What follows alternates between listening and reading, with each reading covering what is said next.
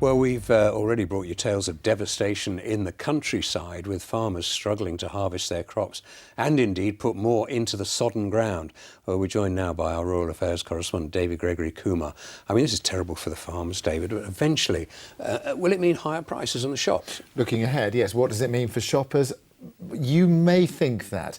We now know, experts are saying that something like 20% of land on some farms in the Midlands is going to be left fallow because, as you said, it's sodden, it's no use, it's not going to grow anything this year. Now, that sounds like a lot, and it is, but experience tells us from 2007, the floods back then, prices in the shops didn't go up at all. So potatoes were badly hit, and we saw wheat badly hit, but the price of a loaf of bread, the price of potatoes, maybe a few pennies, nothing at all. So the thing is, with flooding, the cost doesn't fall on consumers, it tends to fall right on the farmers. Broadward Hall Farm, not far from Leominster. It's 500 acres and about a third of it is underwater. Been underwater now pretty much since the beginning of October.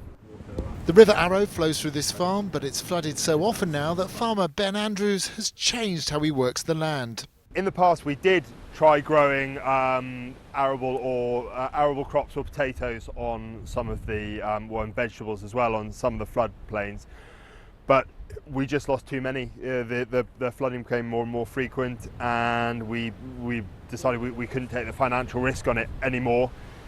The kale may be thriving, but the land is just too wet to plant lettuces, the next big crop, and farming is an efficient machine. Baby lettuces will be arriving here, whether or not the soil is ready for planting.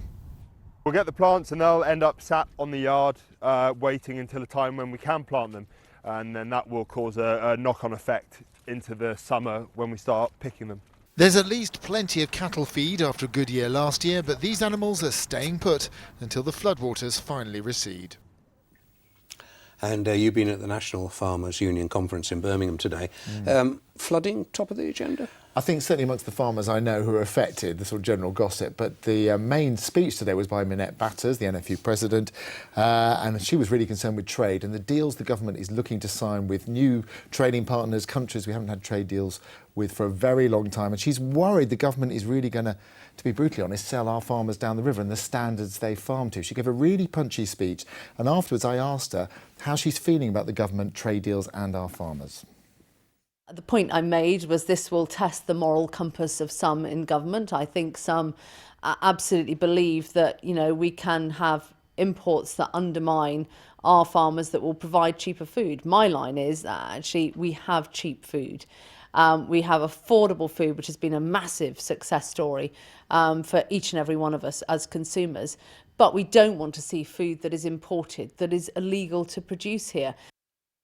Now, normally at the conference on the opening day, we have the President's speech, but we also have a speech from somebody really big at the Department of the Environment.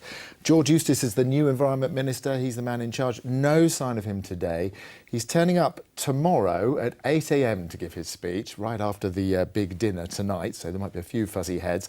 We'll see what reception he gets, and we will try and grab a word with him and ask him about trade and our farmers, but also about flooding, and not just affecting our farmers, but affecting our viewers who've been flooded too.